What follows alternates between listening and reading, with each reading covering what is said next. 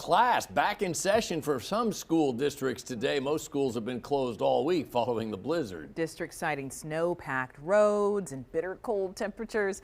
Fox 4's Hannah King joins us from Shawnee Mission West in the Shawnee Mission School District. So Hannah, what's the district saying?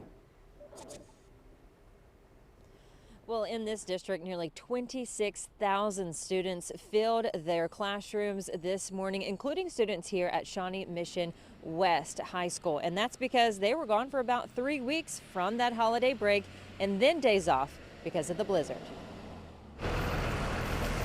A holiday break and a heavy snowfall. We finally have our kids back. I got a chance to visit schools this morning, and you can tell that both teachers are really happy to see their kids, and the kids are happy to see mostly their friends, but their teachers as well. Had students out a little bit longer than usual. I was ready like a few days ago. Casey Cox is a mom to 4 students in the district. I love my kids, but Mama needs her time. The slushy start also didn't make for smooth operations on the roadways. It could be a little bit better, but they're better than some of the surrounding locations. Just take it from the district's Chief Communications Officer, David Smith.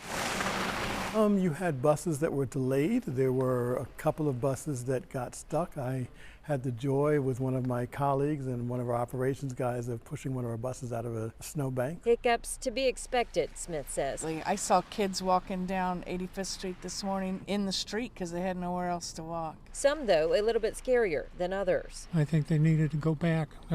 Same thing happened last year, where they missed 3 or 4 days early. The district and others hope the potential for more snow in the forecast will simply fall somewhere else. Our hope is that it stays south of us, but we are ready to make decisions if we need to make them. For more snow? Yeah, like tonight, tomorrow? Yeah, no more snow.